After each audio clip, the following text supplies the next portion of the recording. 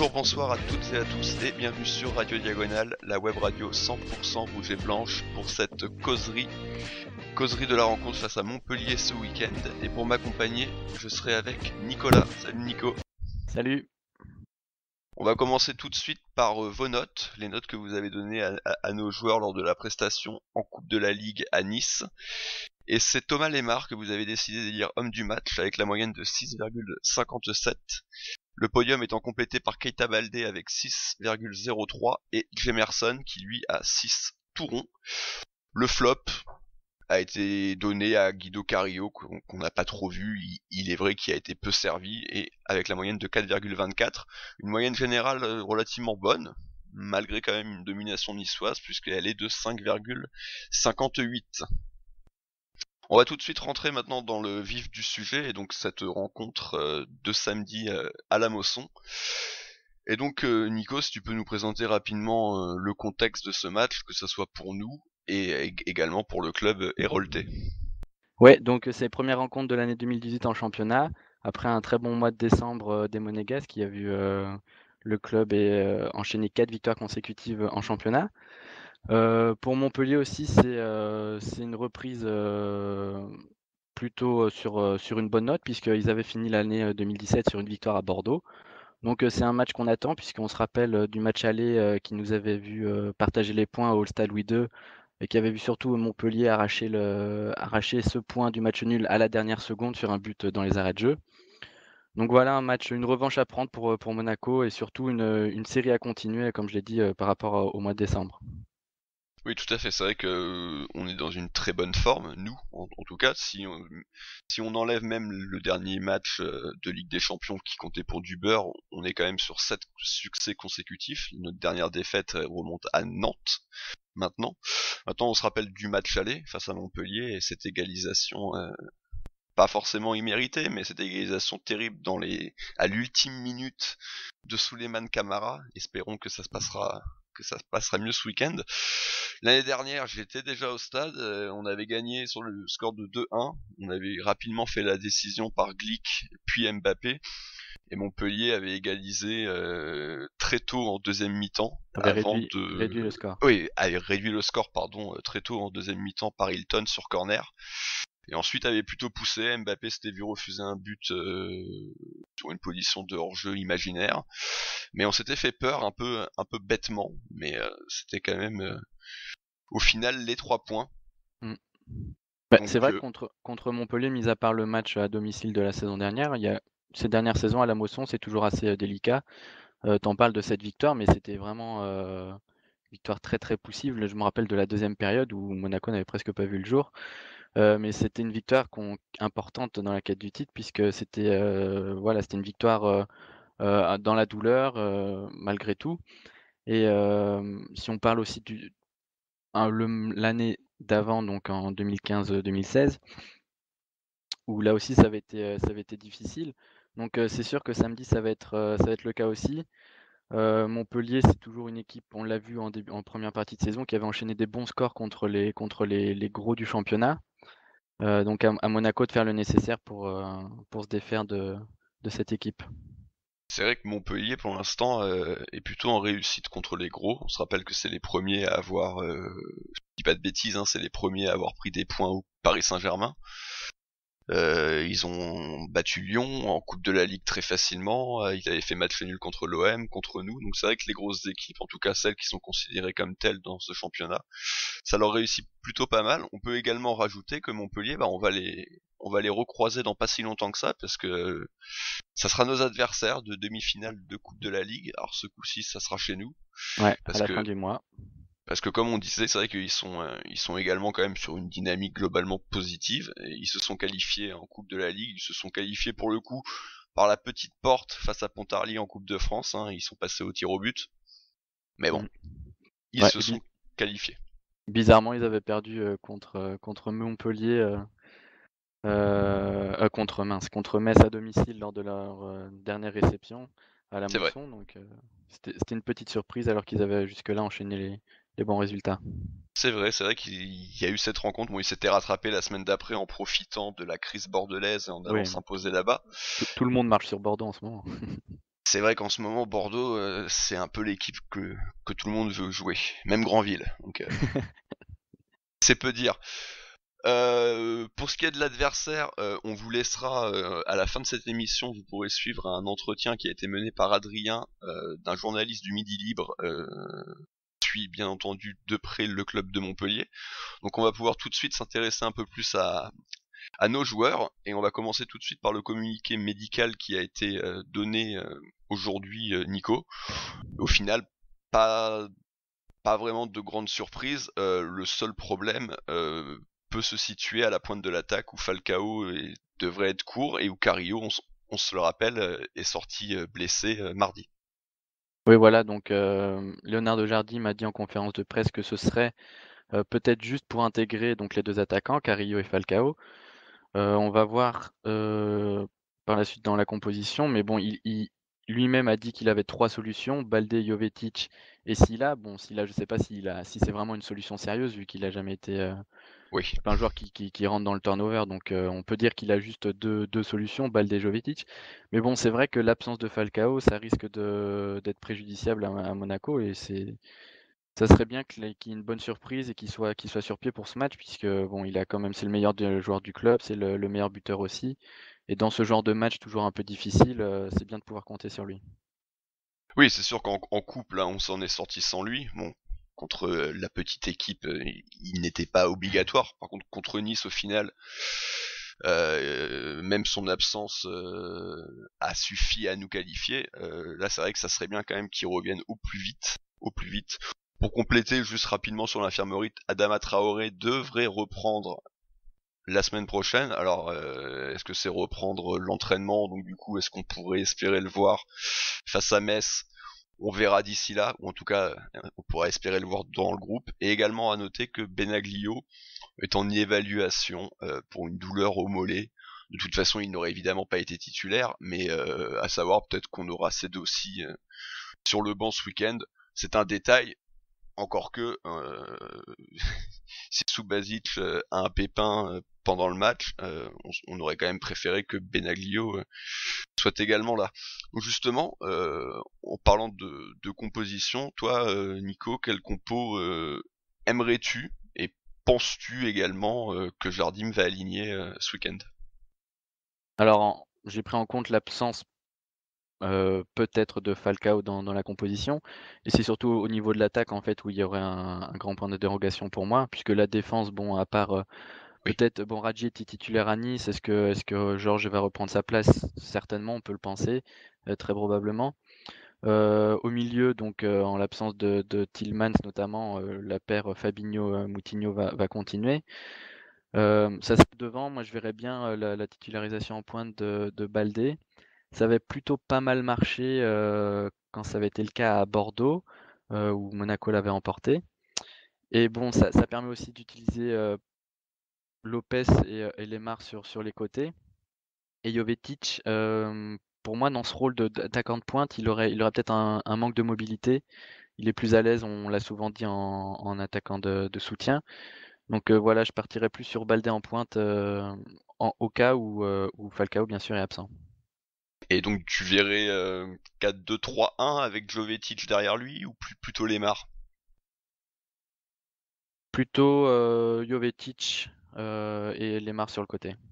Lemar sur le côté gauche, donc du coup le côté droit a tranché entre Lopez et Ghezal, vu que du coup dans cette composition, Baldé ne pourrait pas prendre le poste, qui pourtant semble bien lui convenir, mais bon, je suis assez d'accord avec toi, c'est vrai que s'il y a ni Falcao ni Carrillo, bah il faut bien mettre quelqu'un devant quand même, et à moins de mettre Diakabi, mais bon, Je pense que ça desservirait ouais. l'équipe si tu mets Baldé à droite et si tu mets un numéro 9 qui n'a vraiment aucun apport. Donc vaut mieux mettre Baldé et Lopez quand même qui a fait certaines parties de rencontres assez intéressantes cette saison. On peut lui faire confiance sur un match comme ça. On a plus à gagner dans cette configuration que dans ce que tu disais là avec Baldé sur le côté droit. Oui, c'était juste pour mettre Baldé dans les meilleures dispositions quand même. On se rend compte qu'il est quand même meilleur. Après, dans l'absolu, je suis assez d'accord avec toi. Je pense que ça sera Baldé en pointe, mais c'est quand même pas l'endroit où je le préfère. Juste pour terminer rapidement, le milieu de terrain, Tielemans a priori devrait être de retour, en tout cas dans le groupe. Est-ce que tu le vois débuter? Non, du tout. Moutinho, Fabinho, ils ont un temps d'avance. Et puis bon, Tielemans, avant qu'il soit blessé, c'était pas non plus l'assurance tout risque. Donc je le vois pas là directement en retour de blessure, revenir en titularisation. Peut-être gratter quelques minutes en fin de match si la configuration est positive, mais non, non, je le vois pas. Je le vois pas faire la concurrence aux deux pour l'instant. Oui, c'est vrai que ça paraît compliqué et c'est également le même ressenti pour Endoram qui devrait prendre place une nouvelle fois sur le banc des remplaçants. Et en complément d'information, sachez que ça sera Anthony Gauthier qui sera au sifflet ce samedi soir et que Jardim prendra place sur le banc des Rouges et Blancs pour la 200e fois. Bon bah voilà Nico, je pense qu'on a fait à peu près le tour. Comme je vous le disais, on va vous laisser avec l'interview réalisée par Adrien. Merci de m'avoir accompagné. N'oubliez pas de nous suivre sur les différents réseaux sociaux, à savoir notre page YouTube, notre compte Facebook et notre compte Twitter. Votre prochain rendez-vous sera donc le débrief de cette même rencontre samedi soir. Logiquement, je devrais être de la partie, et étant donné que je serai au stade, ne vous étonnez pas si ce débrief arrive un peu plus tard que d'habitude, parce que le temps que je rentre, etc. Donc ne vous étonnez pas si votre débrief n'est toujours pas disponible, on va dire vers minuit. Il faudra certainement attendre un tout petit peu plus, ou sinon l'écouter plus au calme le lendemain matin. Voilà, en attendant, portez-vous bien et Dagemunegu. Et il est temps pour nous de se pencher un peu plus sur notre adversaire, à savoir le Montpellier Hérault Football Club. Et pour en parler, nous recevons Davy Gounel. Salut Davy. Salut. Merci à toi pour ta disponibilité. Pas de problème, c'est un plaisir. Tu travailles donc au Midi Libre dans la Rédac Sport et tu suis au quotidien le club. Donc c'est pour ça qu'on fait appel à toi pour nous apporter tes lumières. Alors j'aurais une toute première question, elle concerne le club. J'imagine que c'est une saison un petit peu spéciale pour le Montpellier Hérault avec notamment, on sait, la disparition de Loulou Niconin, le président emblématique.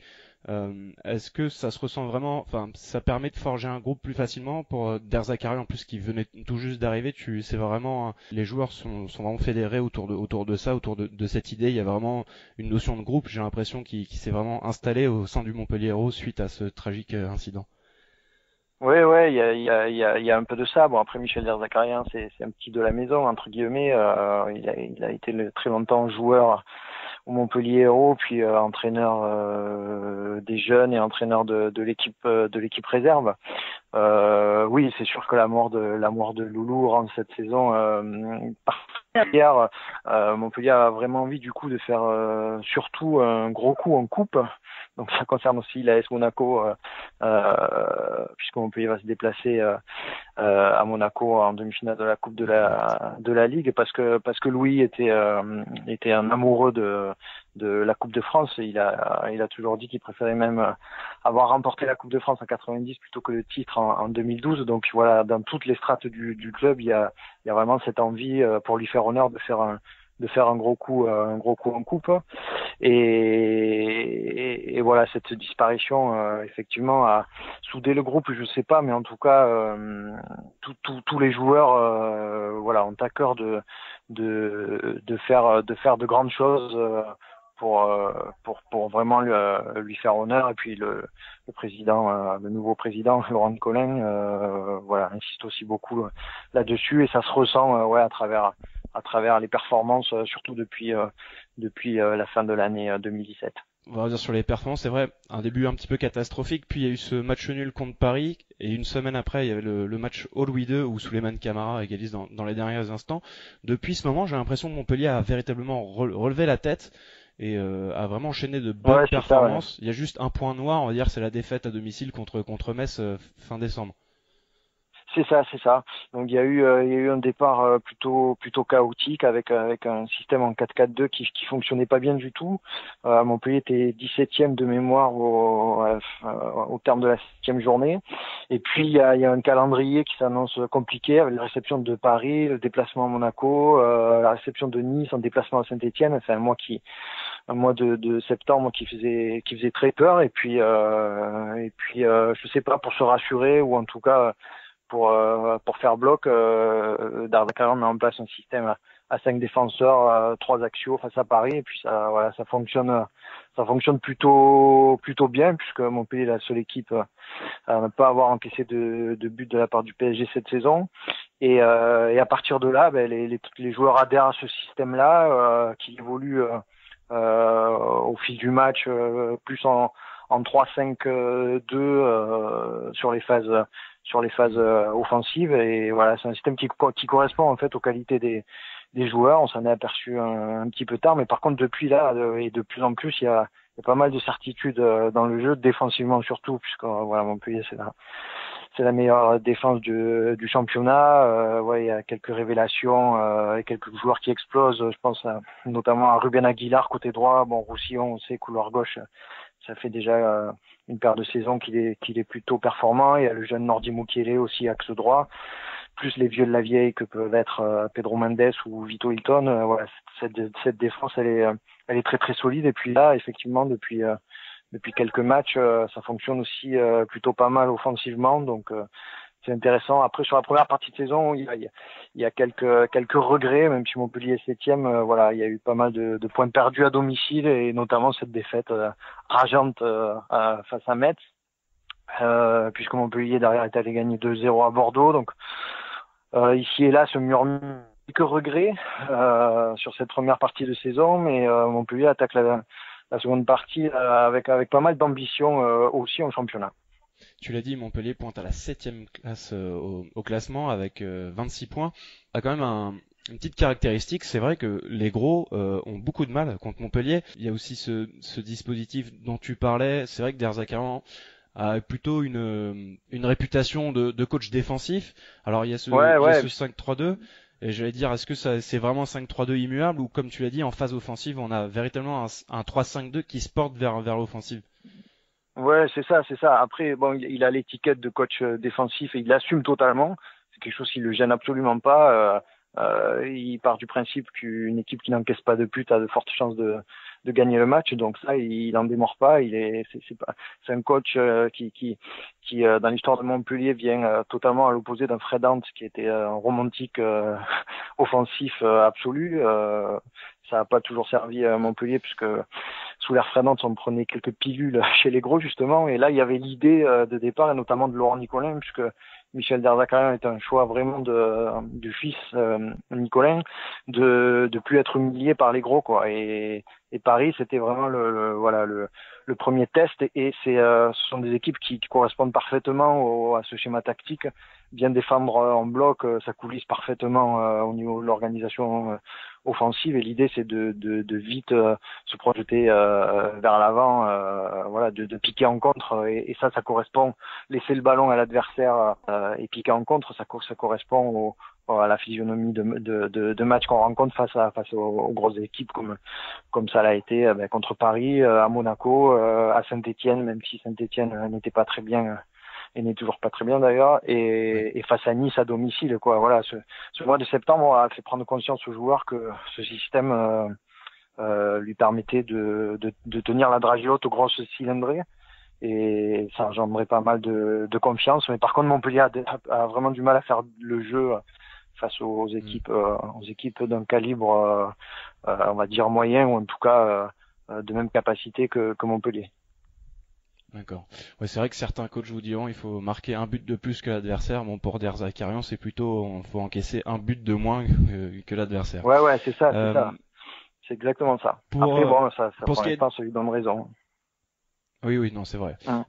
Pour ce qui est donc de cette reprise 2018, il y a eu un match nul Pont-Carlier, finalement une victoire au tir au but. Vous êtes passé in extremis. Ouais. Et enfin, tu le disais, nos destins vont encore se croiser, nos routes vont se croiser plutôt d'ici 2 semaines en demi-finale de Coupe de la Ligue, puisque mercredi soir, donc hier, vous êtes sorti victorieux de Angers. Oui, c'est ça. Une équipe remaniée ou une équipe vraiment A est-ce qu'on va retrouver à peu près la même équipe ce sera quasiment la même. La seule incertitude plane autour de titularisation ou non de Giovanni Scio à la pointe de l'attaque, peut-être remplacé par Souleymane Camara ou par un Benza, le buteur de fin de match à Angers. Non, ce sera à peu près la même ce sera l'équipe type. Derzac est pas peu adepte du turnover aussi. À partir du moment où il a trouvé son équipe type, il s'y accroche. Il a un groupe assez étoffé, mais voilà, il estime que les joueurs sont capables d'enchaîner matchs tous les 3 jours et que le turnover se fera plus naturellement au fil des blessures, des suspensions. Donc voilà, là on va retrouver l'équipe type face à Monaco. C'est-à-dire le compte dans les cages. C'est ça, le compte dans les cages. À la droite de la défense, Aguilar, 3 défenseurs axiaux, axe droit, Nordi Mukiele. Pedro Mendes, il y a une petite incertitude autour de Pedro Mendes, puisqu'on saura ce soir s'il est suspendu ou non pour Monaco, puisqu'il a reçu un carton rouge à Pontarlier. Il a purgé son match de suspension automatique lors du match de Coupe de la Ligue hier à Angers. Mais sinon, ce sera lui, Hilton et certainement Congré. Couloir gauche, ce sera Jérôme Roussillon, 2 sentinelles, Paul Lannes et Elias Kerry. Et 2 joueurs offensifs de couloir, Ikoné, le joueur prêté par le PSG qui revient plutôt bien, ça c'est une bonne surprise pour l'instant. Et couloir droit, ça pourrait être Junior Sambia. Et à la pointe de l'attaque, voilà, il y a une incertitude autour de Camara, Sio, voire Mbenza. Voilà, mais ça à un ou 2 joueurs près, ce sera la même équipe que face à Angers et face à Pontarlier d'ailleurs, puisque Darzac voilà, veut aussi faire un coup en coupe, donc il n'a pas du tout fait tourner son effectif pour l'instant. Ouais. Là, clairement, pour cette demi-saison, l'objectif principal, c'est du coup un parcours en Coupe de Ligue, au moins aller en finale, sans doute pour rencontrer Paris. Et en championnat, ce serait quoi, de décrocher, d'être dans les 6 premiers? Ouais, enfin, alors l'objectif annoncé par Laurent Nicolin, il est un peu ambitieux. Enfin, j'ai envie de dire, c'est au moins d'être dans les 10, quoi. Donc bon, vu qu'à la mi-saison Montpellier est 7e, ils vont essayer maintenant de grappiller et voir pourquoi pas d'aller chercher le FC Nantes. Mais après c'est surtout un gros parcours en coupe et notamment en Coupe de la Ligue, parce que c'est la compétition la plus accessible pour trouver son bonheur et décrocher une finale. Donc ce match à Monaco, ils l'ont déjà dans un coin de leur tête et du coup ce match samedi, il a une autre ampleur aussi. Je pense que psychologiquement ça pourrait compter pour la Coupe de la Ligue, même si c'est 2 compétitions différentes et que l'AS Monaco devrait peut-être faire tourner en Coupe de la Ligue. En tout cas, à Montpellier, on a envie de leur rentrer un petit peu dedans, quoi. Histoire c'est Daniel Congré hier qui a eu cette phrase en disant qu'ils allaient aller à Monaco avec les dents qui rayent le parquet. Et voilà, ils ont vraiment, ce sera une opération commando et je pense que dès samedi, ils vont essayer de les mettre, de les bouger, quoi, en tout cas, et de leur montrer un avantage psychologique, ouais. Voilà. C'est vrai, on revient en championnat, des Montpellier-Monaco, ces dernières saisons, ça a quand même été très serré. Je me souviens d'un 3-2 où il y a, je sais plus si c'est Coentrao d'ailleurs qui marque dans les derniers, non, c'est Germain qui offre la victoire à Monaco, à la Mosson 3-2. La saison dernière, Monaco l'emporte, mais a eu beaucoup de mal. Je me souviens d'une barre transversale aussi en seconde mi-temps. C'est ça. Non, mais Monaco, c'est un peu comme Bordeaux. Voilà, c'est un peu la bête noire quand même de Montpellier, que ce soit à domicile ou à l'extérieur. C'est des équipes qui réussissent peu au MHSC. Mais bon, Montpellier est allé gagner à Bordeaux et c'était jamais arrivé dans l'histoire où c'était. Enfin, à la fois c'était il y a 18 ans, quelque chose comme ça. Donc voilà, ils sont sur une dynamique et sur je sais pas, il se passe quelque chose cette saison, quoi. Et effectivement, la mort de Louis Nicolin, on y pense et on n'a pas envie de passer à côté de cette saison. Il faut qu'il se passe quelque chose cette saison à Montpellier. Donc que ce soit une belle place en championnat ou en coupe, mais voilà, on a ce sentiment-là qui sont habités par ça, il faut qu'on refasse parler de Montpellier. Ouais, c'est vrai, ça se ressent. Écoute, Davy, je te remercie beaucoup pour ton expertise sur le MHSC. Je te souhaite également bon match. Du coup, samedi, tu seras à la Mosson. C'est ça. Ok. Bon, bah, encore une fois, merci. De rien. À très bientôt, j'espère. Ok, au plaisir. Ciao. Et bisous.